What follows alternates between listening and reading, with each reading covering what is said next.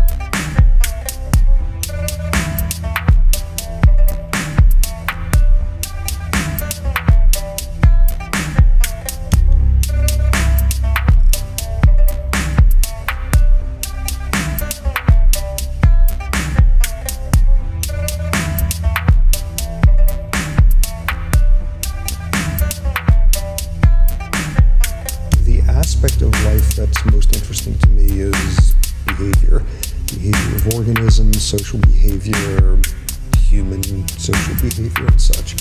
And I think what has come out of it is a big paradox, which is, at least for me, which is that intellectually, one of the things that's absolutely clear to me when you look at the biology of behavior, human behavior, is there's no free will.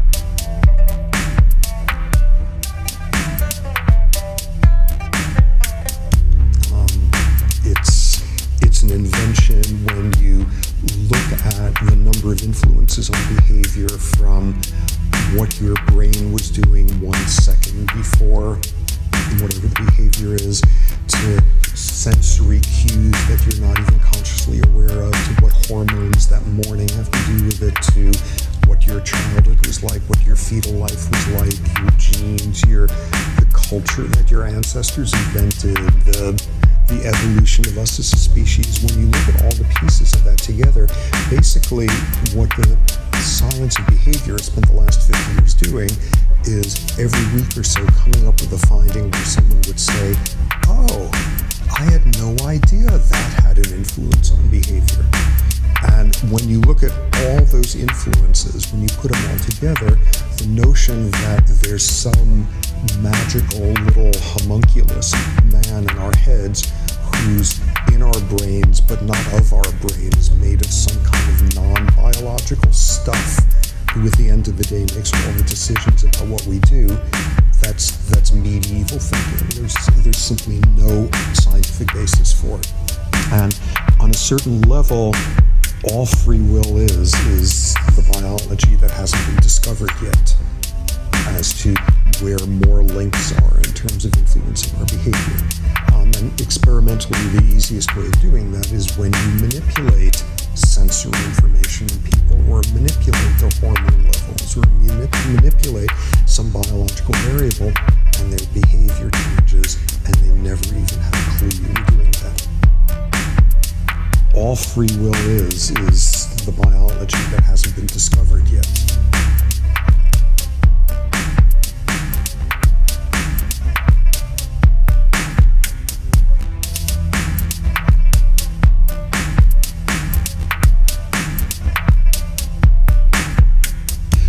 Okay, so when you think about that, I'm totally intellectually comfortable with the notion that there's no free will at all.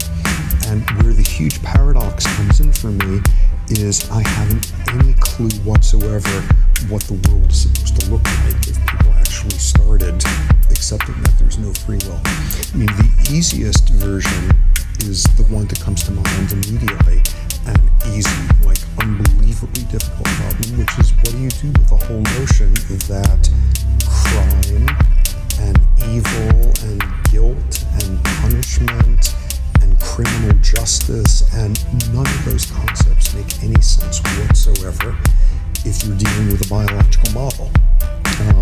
And what are things supposed to look like with the people who, because they are biologically damaged organisms, do horribly damaging things to other people? How do we protect society from them amid completely getting rid of the model that we have right now around the notion of crime and criminality? So that one's going to keep people busy for a long time to come, but the reality is that one's the easy one. In some ways, the much, much harder one is what do you do with a lack of free will? And to truly live that way, if somebody comes up to you and says, wow, nice lecture, or wow, nice shirt that you chose to put on this morning, or wow, what a terrific dinner you made, that's yours, so good. Well, what do we do with our good traits? Because if we are purely biological organisms when it comes to our worst behaviors, it's the same thing with our best ones. And my gut feeling is, if it's going to be hard to convince people to think in a purely biological way, when you're looking at murderers, it's going to be so much harder to think that way when it comes to considering our own sort of best behaviors. So what's very clear to me is I have absolutely no idea what's supposed to be done with that. The one thing I take comfort from is there are domains where we have learned to subtract free will out of it. If somebody is driving a car and they have an epileptic seizure, they've never had one before in their life, there's no reason to do it, and they lose control of the car and they hit someone in the process, everyone these days say this is a tragedy. No one says burn this person's mistake. No one says this person was obviously dealing with Satan. Nobody has a intentionality element in it. It's just lousy, horrible luck of bad biology that happened at the wrong time. And we've been able to think that way for about a century, and society has not collapsed. So we're able to do that in some realms. So I'm at least a little bit optimistic that we can figure out how to get a little bit of blame out of when we think about the biology behavior.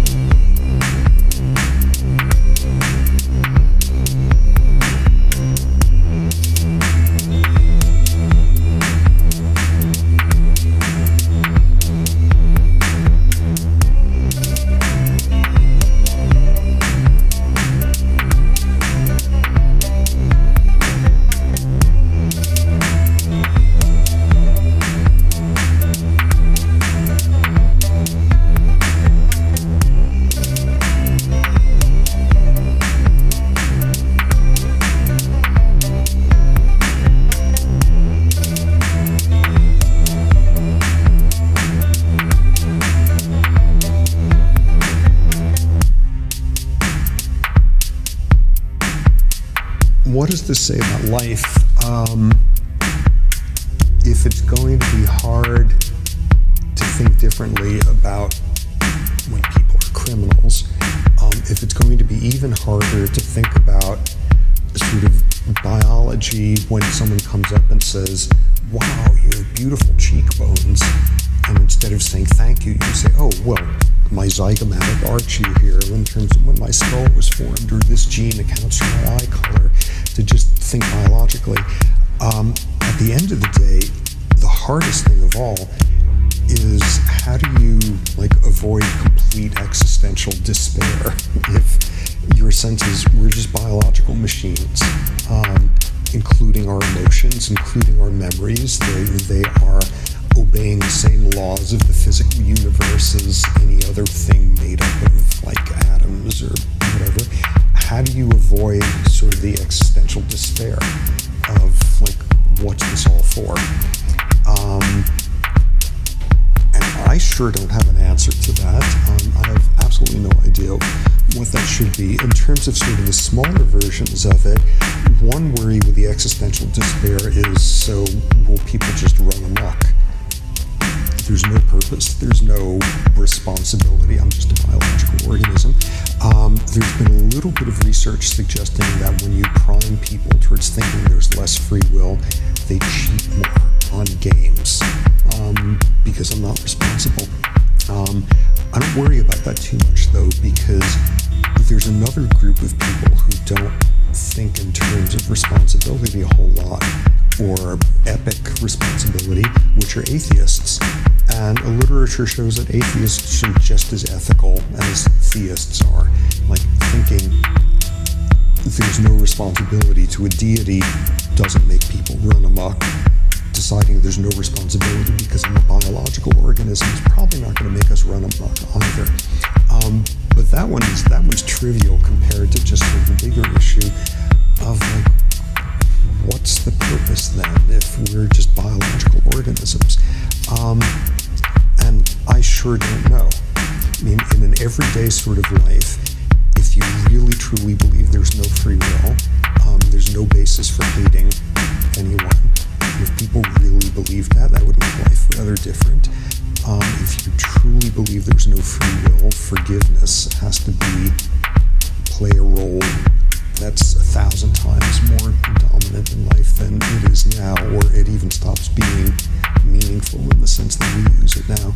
But at the end of the day, what do we do with the fact that we're one extremely complex, non-linear, chaotic, unpredictable version of an ant, in terms of just biological stuff making us up. At the end of the day, I mean, the only thing that comes through to me as having any meaning is, amid all of that, pain is painful. So it's a good thing to try to reduce the amounts of it in the world, in people around you, in loved ones, whatever. That single fact just seems to transcend whatever you might do to turn all of our feelings and longings and everything into their biological substrates. Pain is painful, and even if we're all just biological organisms, that's a pretty dominating piece of biology. So if we need a purpose out of all of this, I guess it's just simply to try to reduce the amounts of it. I mean, that's intellectually indefensible because it's no different from anything else biologically. Yet if there's any domain where I think you need to hold back from, there's no purpose, there's no anything, we're just biological creatures. I guess if you're going to hold back in any domain, that's the last one to hold on to and use that as some sort of imperative for how you go about life.